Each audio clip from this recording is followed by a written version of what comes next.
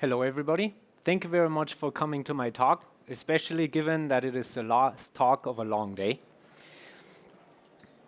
I am Dominik Tornow. I am founder and CEO of Resonate.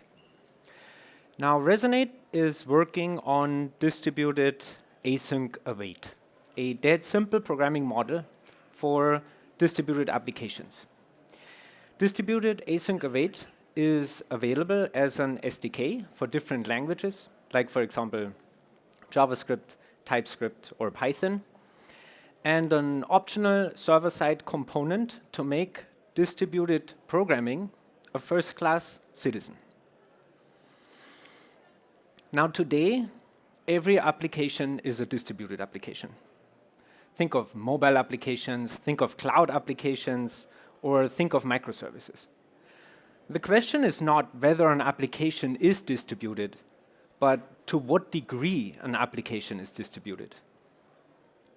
The paper characterizing microservice dependencies and performance, an Alibaba trace analysis, quantifies this reality. The study analyzes 20,000 microservices over a 7-day period. The authors note that most call graphs have a degree of 3 service calls. But still, more than 10% of call graphs have a degree of 40 service calls, and the largest call graphs have a degree of thousands of service calls. Now, highly distributed applications are sometimes referred to as the Death Star, because they're striking fear into the heart of even the most seasoned software engineers. Now, additionally, within the last 2 decades, we did not only see a quantitative change, we also saw a qualitative change. Our reality has been turned upside down, almost literally. So when I started my career, my team owned a set of virtual machines. These virtual machines were long-lived resources. They had names. Our VMs were named after airports, SFO, LAX, SAN, because we like the 3-letter acronyms. So we knew their names, we knew their IP addresses, we knew the processes that were running on these virtual machines. So I'm sure we all have heard the expression cattle, not pets. So these machines were definitely not cattle. They weren't even pets, they were basically family members. And our executions were mostly CRUD executions. A user would interact with a web page, leading to a request. That request led to a database query or an update, and that led to a response. So from beginning to end, the execution was expected to conclude within a few hundred milliseconds. Now, a resource termination, a process crash, or a machine crash, that was a rare and exceptional event. And the chances that an execution that concludes within a few milliseconds is interrupted by a rare resource termination are low. And in the unlikely event that happens, the database transaction ensures correctness, and a retry that we punted to the user, which was acceptable at that time, ensures progress. So continuity was all but guaranteed. Now today, our reality looks a lot different. We're dealing with long-lived executions, ordering food from DoorDash or Uber Eats, or taking a ride with Lyft or Uber, maybe managing a stay at Airbnb. Our executions now range from minutes to hours to days or weeks. And even simple-looking interactions, like adding an item to a shopping cart, triggers a potential action in the future. For example, sending an email a few hours or a few days later in the hopes that the user won't abandon their already started shopping cart. But at the same time, the lifetimes of our resources have been cut short. Processes, even virtual machines, they come and go. Now the chances that an execution is interrupted by a resource termination borders on certainty. So continuity is no longer guaranteed. Instead, mobility is required. Now, while distributed applications enable reliability and scalability in an ever-demanding world, distributed applications also almost guarantee a dreadful developer experience. Software engineers, we deal with implementing orchestration and choreography, event sourcing and CQRS, sagas and compensation, the transactional outbox pattern, fan out, fan in, retries and rate limiting, and an endless list of patterns and best practices. And sometimes we even write a little bit of application logic. So because of this fragmented nature, concurrent distributed systems are commonly built in an event-driven style. An event-driven style makes code hard to write and hard to read, though. So for each event, the developer defines an event handler, also called a callback, to drive the program to the next state.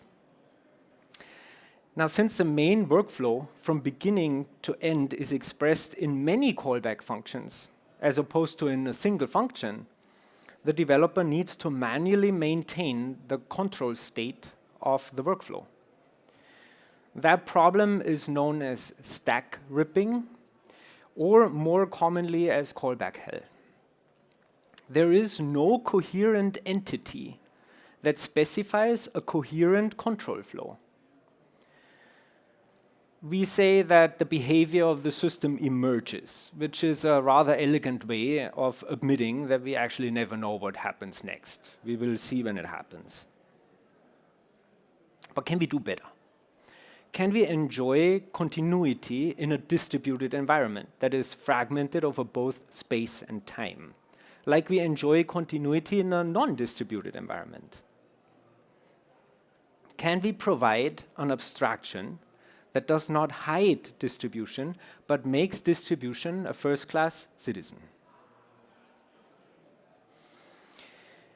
Now, in their book, Modern Operating Systems, Tannenbaum and Bose use this illustration to highlight the transformative nature of abstractions. There is a lower level, and a lower level presents a set of entities, the ugly entities, that a higher level consumes and transforms into a different set of entities, the beautiful entities, to present to the application developer. Now, different terminology exists. Sometimes the lower level is called the physical level and the higher level is called the logical level. Sometimes the lower level is called the platform level and the higher level is called the application level. But whatever terminology we use, for the authors, for Tannenbaum and Bose, abstractions turn the ugly into the beautiful.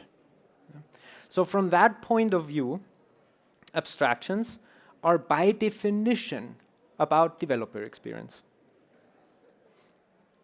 So for example, from the point of view of the operating system, the hardware presents its ugly interface. There's a CPU, there's RAM, there's the disks. The operating system consumes these entities and presents its beautiful interface: processes, memory, and files. But as we all know, beauty lies in the eye of the beholder. So for example, from the point of view of a database system, now the operating system presents its ugly interface. Now processes, memory, and files are undesirable. The database consumes these entities and presents its beautiful interface: tables, rows, and columns. Neatly wrapped up in my opinion, best abstraction ever invented, a transaction. So this example of databases and operating system also underline the recursive nature of the recursive relationships between abstractions, where a higher level abstraction is composed of a lower level abstraction, is composed of a lower level abstraction, until we hit the primitives, the simplest entities in the system. And each time we cross the threshold from hardware to operating system, from operating system to database, we enter an entirely different world with different entities, different relationship among those entities, different constraints on these relationships. Every single time we are presented with an entirely different semantic. Now, if abstractions are by definition about developer experience, then the question arises, what is a good abstraction and what is a bad abstraction? Now, the obvious answer is that a good abstraction is one with a good developer experience and a bad abstraction is one with a bad developer experience, but that doesn't actually tell us that much. It's a little simplistic. So let's argue that a good developer experience is a baseline, is table stakes. So then what is the deciding factor? A good abstraction is an abstraction with a good developer experience which preserves the desired properties of our system. And a bad abstraction is one with a good developer experience, but one which erodes the desired properties of our system. So a good abstraction is an illusion, where a bad abstraction is a mirage. In 1994, Jim Baldo and his colleagues from Sun Microsystems, they published one of my favorite papers, a note on distributed computing. In that paper, the authors argue that distributed computing fundamentally differs from non-distributed computing. So according to the authors, we need to find an abstraction that simplifies building distributed systems while ensuring that developers remain aware and in control of distribution.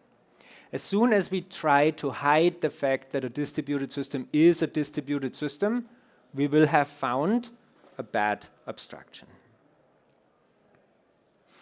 So can we provide an abstraction that provides continuity on an application level, on a logical level, while providing mobility on a platform level, on a physical level, giving the developer full control to decide what runs locally and what runs remotely? Now, distributed async await extends the simplicity of async await from concurrent systems to distributed systems. Distributed async await is designed with one purpose: to provide a dead simple, delightful developer experience. Now, to understand why the current developer experience of distributed systems is broken, let's revisit the evolution of software systems and programming models from past to present. So, the 1950s to 1980s, they were the era of simplicity. Developers were tasked to write code for single machine, single core platforms. Platforms capable of performing exactly one step at a time. And that era gave rise to the quintessential programming model, the sequential programming model. The sequential programming model is based on functions. Functions are the universal abstraction for computation, and they compose recursively. Even our largest systems are built from the smallest building blocks, from functions. Functions call other functions in a simple, linear flow of control. But then, the 1990s and 2000s were the era of rising complexity. Now developers at large were tasked to write code for single machine but multi-core platforms. Platforms that are capable of performing multiple steps at a time. So this shift from single core to multi-core platforms necessitated a shift from the sequential programming model to the concurrent programming model. The initial solution? Let's add threads. Unfortunately, adding threads to the sequential programming model is not just simply a minor addition. It is, in fact, a major disruption. Functions on the linear control flow are simple and delightful. But functions and threads, so essentially functions on the non-linear control flow, they are pretty complex and dreadful. What's the issue here? We did not elevate concurrency to a first-class citizen of the programming model. Instead, we tried to bolt concurrency onto an existing model, hoping it would kind of like seamlessly integrate. But it did not. In 2006, Edward A. Lee published a paper, The Problem with Threads. He presented a model that shows how running a sequential computation across multiple threads results in effectively arbitrary behavior. And I believe we can all basically relate to that observation. Whenever I work on a sequential system, a sequential function, I can almost effortlessly reason about the resulting behavior. But as soon as I ask myself, wait a second, what thread was that function running under? Then my reasoning basically devolves into some kind of guessing game. Now, the answer to that problem were concurrent programming models. That is, programming models where concurrency is a first-class citizen. One concurrent programming model is Async Await. Async Await extends the sequential programming model based on functions with promises. Right? And promises are a universal abstraction for coordination. And Async Await has become the foundation for many languages, such as JavaScript, TypeScript, Python, Rust, C#, F#, or Kotlin. I'm sure I'm forgetting some. Now, the 2010s to the present, they are the era of exploding complexity. Now, as developers, we are tasked to write code for multiple machines. Now we are tasked to write distributed systems. And this shift from single machine to multi-machine platforms necessitates a shift from concurrent programming to distributed programming. Just like before, the initial solution, let's add networking. Or if you want to be fancy, remote procedure calls. To the concurrent programming model. But just as adding threads was not simply a minor addition to the sequential programming model, adding networking is not simply a minor addition to the concurrent programming model. Adding networking is a major disruption.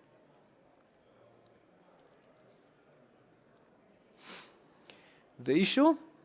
Similar as before, this time we did not elevate distribution to be a first-class citizen of the programming model. Instead, we tried to bolt on distribution onto the existing model, hoping it would seamlessly integrate. And it did not. In 1994, Peter Deutsch, also from Sun Microsystem, these folks were really ahead of their time, published the 7 fallacies of distributed computing. And in 1997, James Gosling added the 8th fallacy to distributed computing. Now, without going into the details of the fallacies outline that local and remote procedure calls cannot be treated uniformly. So what's the answer? Like before, the answer, distributed programming models. That is, programming models where distribution is a first-class citizen. And a possible distributed programming model is distributed async await. Like traditional async await, distributed async await is built on the concepts of functions and promises. But distributed async await elevates the traditional paradigm beyond the boundaries of a single process. So, to summarize the evolution, we started with sequential programming, and sequential programming is characterized by total order and by total failure. Then we transition from sequential to concurrent programming, and that transition is characterized by partial order, but still total failure. And then we transitioned from concurrent to distributed programming, with distributed programming being characterized by partial order and partial failure. Now, with that framework in mind, we can articulate the key requirements of a concurrent distributed programming model. First, we must effectively manage partial order, even across processes. So our programming model must support distributed coordination. And second, we must effectively manage the effects of partial failure. So our programming model must support distributed recovery. Now, before we discuss distributed async await, let's briefly explore the containing category of durable executions. Although the term durable executions has only recently gained popularity, the fundamental idea has been present in software engineering for many, many years. The desire for durable executions came because long-lived executions outlived short-lived resources. So, in effect, durable executions are executions with resume semantics. An execution is a sequence of steps. When the resource hosting the execution terminates, well, the execution terminates with it. Resume semantics refer to the ability of an execution to continue from its interruption point when another resource becomes available. So there are two possible mental models. There are 2 points of view that you can take. You can argue that the logical execution did not experience an interruption, or you can argue that the logical execution experienced an interruption, subsequently recovered and resumed. Now, on first glance, resume semantics feel like voodoo and black magic, right? An execution coming back to life. That's kind of weird. But resume semantics are actually surprisingly easy to achieve based on restart semantics and idempotent steps. So the core idea hinges on an equivalence relationship. The effect of an execution that is interrupted and resumed must be equivalent to the effect of an execution that is interrupted and restarted, given that the individual steps of the execution are idempotent. And now there are largely 2 categories of durable executions: in data orchestration and in service orchestration. I'm sure we're all familiar, at least by name, of the big contenders like, for example, Hadoop, Spark, or Airflow. And in service orchestration, we see Simple Workflow, Camunda, AWS Step Functions, Cadence, and Tempora. So although the specific mechanisms of these technologies vary, all of these technologies use some form of either snapshotting, taking a state, or checkpointing, persisting the events that led to the state to save their progress in stable storage, in durable storage in a database. So snapshotting or checkpointing leads to an inherently interruption-tolerant design. So in the event of a voluntary or involuntary interruption, the process continues from its last snapshot or checkpoint. Resume semantics. Now, distributed async await differs from other implementations of durable executions. Other implementations are based on proprietary programming models, based on non-composable abstractions, requiring a central piece of infrastructure, often called an orchestrator, which is responsible for orchestrating or scheduling every single step of a computation.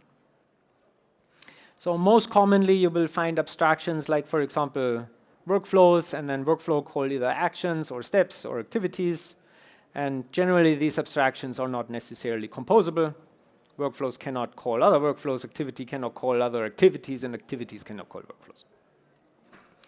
So distributed async await is an extension of async await, and like async await, is simply based on functions and promises, or more specifically, is based on durable functions and durable promises that still recursively compose. So let's look at distributed async await one step at a time. We start with async await. We look at async await plus networking, and then we go all the way to distributed async await. Now, as we already mentioned many times, async await is based on 2 primitives, or 2 abstractions, functions and promises. Async await extends the sequential programming model by its namesake keywords. async and await. Async await decouples a caller from the callee via promises. When the caller invokes the callee, instead of waiting for a result, the caller immediately receives a promise, while the callee executes concurrently. Now caller and callee are able to coordinate their execution, with the caller waiting for the promise and the callee fulfilling its promise. So in short, functions are universal abstraction for computation, and promises are universal abstractions for coordination. Now, a promise has two facets, two sides. On the one hand, a promise can be interpreted as a representation of a future value. And on the other hand, a promise can be interpreted as a representation of an execution, a handle to the execution fulfilling the promise. Now, languages and frameworks that emphasize that a promise can be interpreted as a value also use terms like future, whereas languages and frameworks that emphasize that a promise can be interpreted as an execution or a handle of an execution, they often use terms like task. And then there are still others that honor the duality by using a neutral term like, for example, available. But in any case, a promise is either pending or completed. More specifically, resolved or rejected. If a promise is pending, the promise is unfulfilled, and the execution is still ongoing. And if a promise is completed, the promise is fulfilled, and the execution has concluded. If the promise is resolved, that indicates success, and if the promise is rejected, that indicates a failure. Now, the most significant change of async await over the sequential model is the introduction of multiple units of execution that can execute at the same time. Now here in the sequential model, when a caller invokes the callee, the caller transfers control to the callee and suspends itself until the callee terminates, transferring control back to the caller. So in the sequential model, at any point in time, there is only one active unit of execution. A dead simple programming model leading to a dead simple developer experience. In async await, when a caller invokes a callee, the caller does not transfer control to the callee. Instead, the caller receives a promise and resumes execution, and the callee starts its execution. Now, eventually, when the caller needs the result of the callee, the caller awaits the promise. If the promise is still pending, the caller suspends until the callee terminates and completes the promise. Now, in async await, after the caller invokes the callee, there can be more than one unit of execution, more than one active unit of execution at one point in time. Now, async await forms an async call graph that embodies or encodes the concurrent structure of our programs as a first-class citizen. The programming model itself is aware of the concurrency. So when an async execution invokes an async function, the promise is created and an execution is spawned. And the caller is then able to await the promise, in effect awaiting the termination of the callee. And with these simple interactions, with these very simple relationships, we can build arbitrarily large and arbitrarily complex concurrent yet coordinated computations.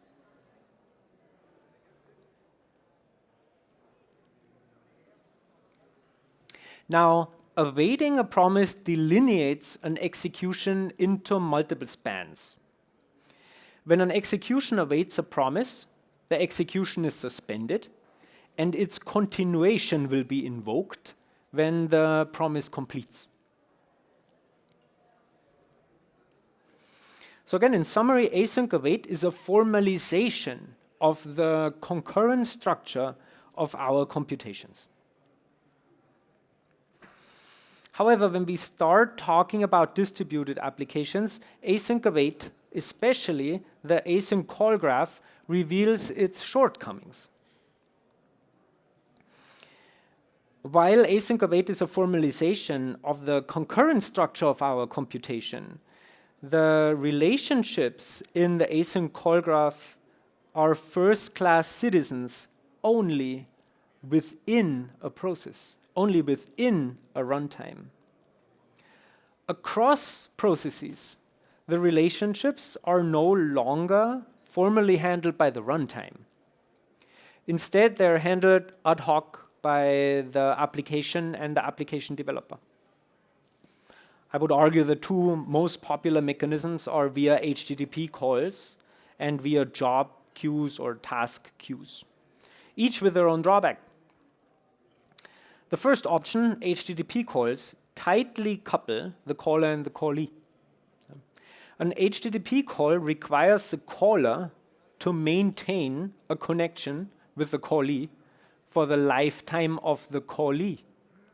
So in other words, the callee imposes its own lifetime onto the caller.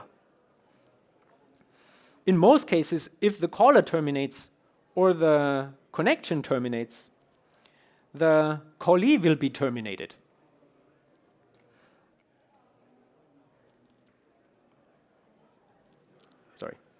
The callee will be terminated. It's a very odd relationship between two independent units of execution. However, on the plus, HTTP calls are very easy to implement. So despite the drawbacks, HTTP calls are often the first choice among developers. Now the second option is like job or task queues. Job or task queues, they loosely couple the caller and the callee. But after the caller enqueues a job, the job kind of disappears somewhere in the system. And now what? So it's like, okay, how do we know that the job has finished? How do we get its result? How do we propagate a failure? So how do we resume a suspended caller awaiting the callee?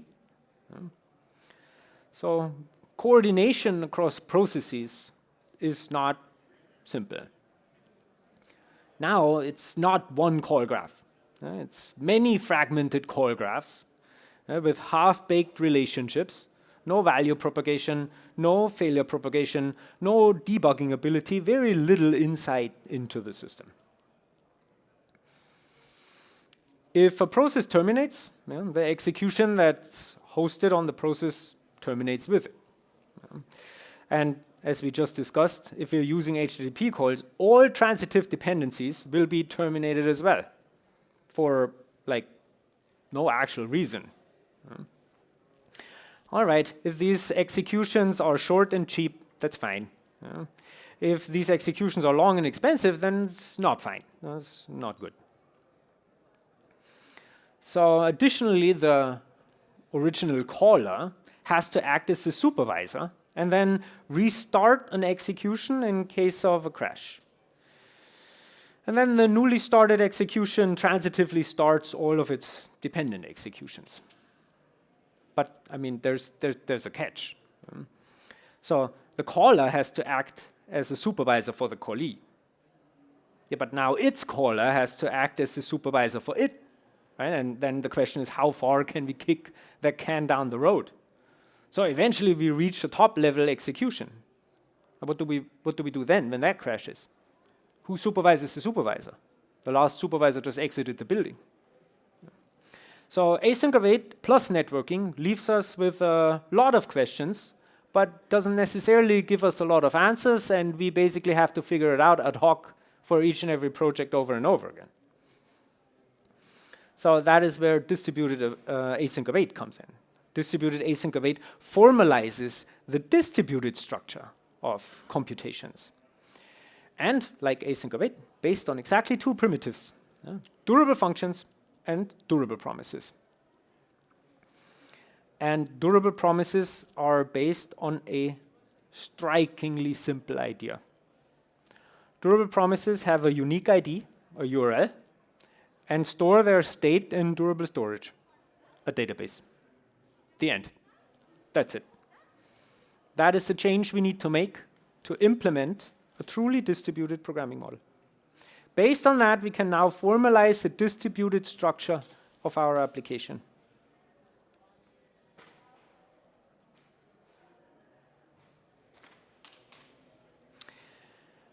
Now, cross-process relationships are actually first-class relationships. Instead of a fragmented call graph, we have one coherent call graph with uniform control flow semantics, uniform value propagation, and uniform error propagation. Now, at any point in time, at any location, an execution can await another execution, either locally or remotely.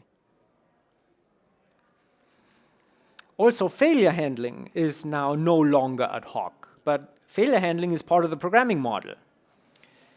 If a process terminates, the execution hosted on the process still terminates. There's really not much we can do about that. However, transitive dependencies will no longer be terminated. And the system will simply restart the execution that crashed. No other executions are affected. And because promises have stable IDs, the downstream and upstream executions can simply rejoin the newly started execution.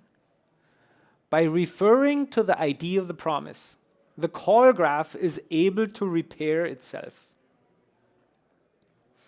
So in summary, Async Await formalizes the concurrent structure of local computations and does not concern itself with recovery.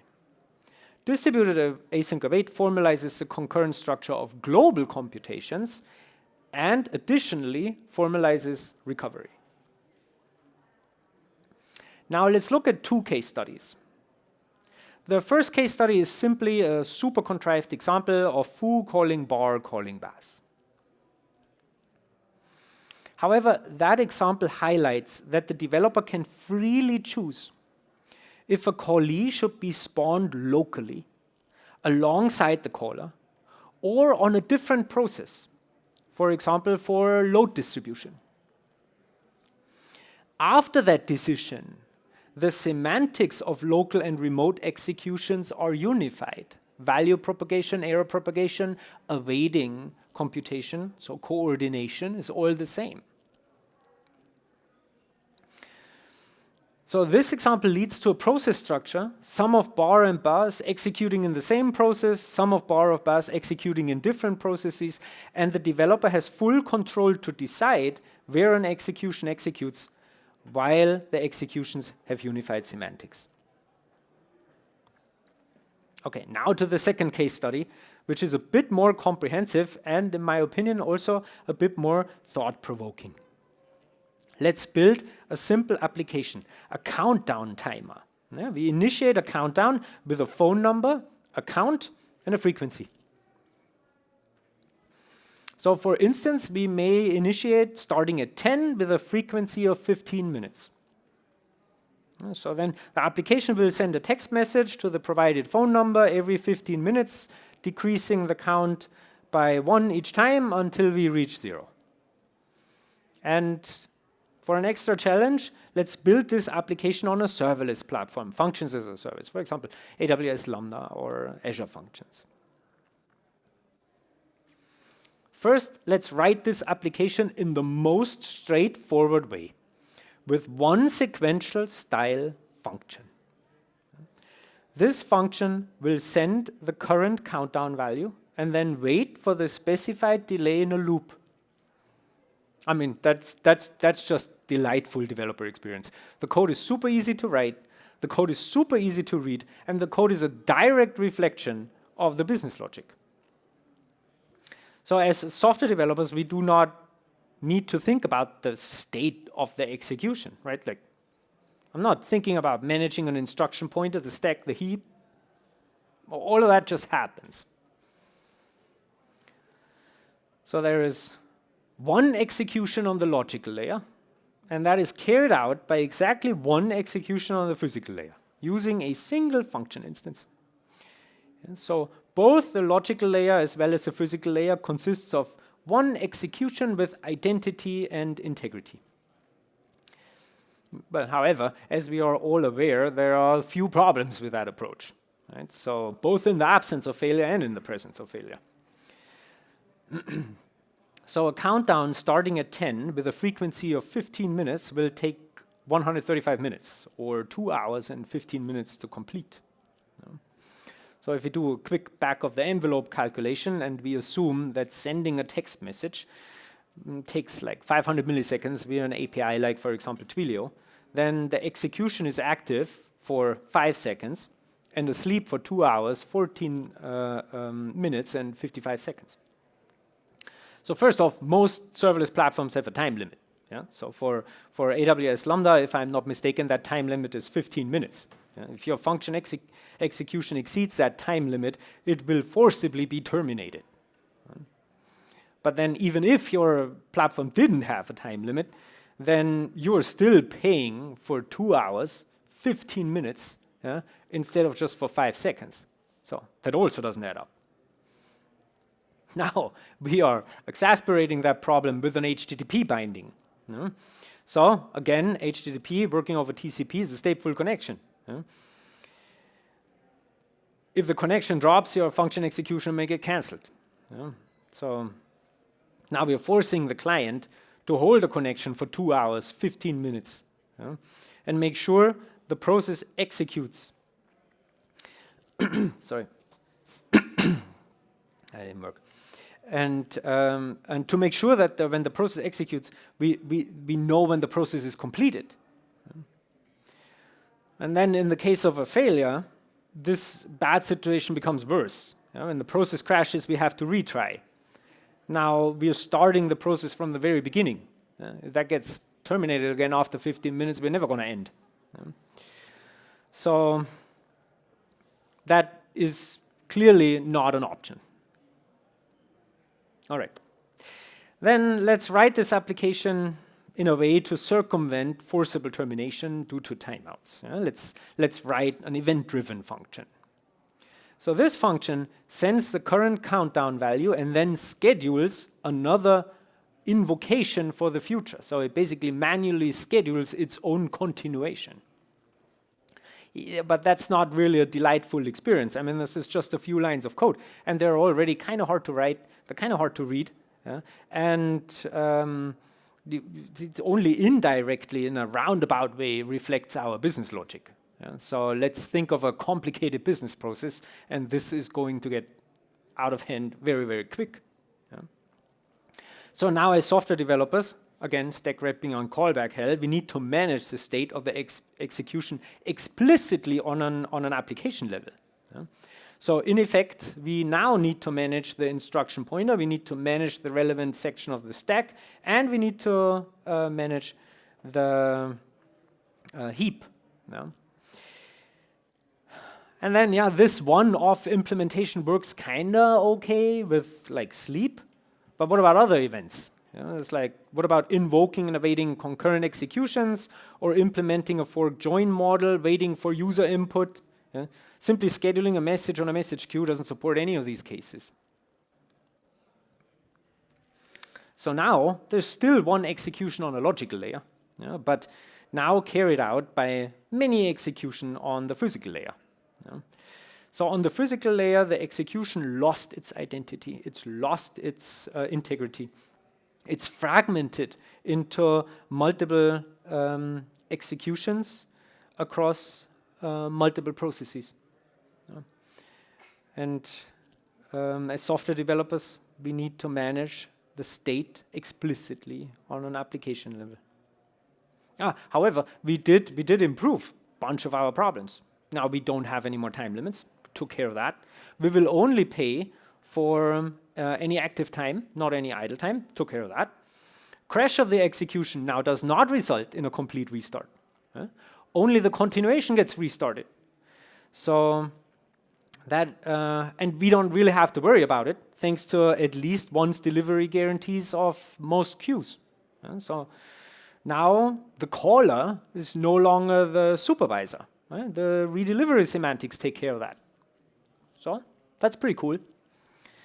But we are also facing other problems now. So there's no longer a handle for the execution. Most of the time, since it's only active for 5 seconds, most of the time the execution exists as some message that is scheduled for the future on some message queue. I wouldn't know how to get a hold of that. I cannot ask the system to enumerate all running processes, whether they're active or idle, right? The system doesn't know either. So there's no more insight into, there's no more observability into our operations. Now, without a handle, we can't even cancel the execution, right? It's like, after countdown 7, I'm done with it. There's nothing we can do about it. So we're basically out of the frying pan and right into the fire. So what can we do about that? Now let's write this application with distributed async await. Now this code looks sequential, but this code actually executes in an event-driven manner. Thanks to the durability of durable promises and stable IDs, the application can voluntarily terminate on await and then simply resume, thanks to the resume semantics, after the delay. Now, we kind of get the best of both worlds. We get the delightful developer experience of sequential style programs and the efficiency of event-based executions. Now, if you want to learn more about distributed async await, then please visit our website, http://resonate.hq.io. And there you will also find a link to our GitHub repository and our documentation. And then thank you very much for attending the talk. If you have any questions, happy to answer either now or come find me later. Thank you very much.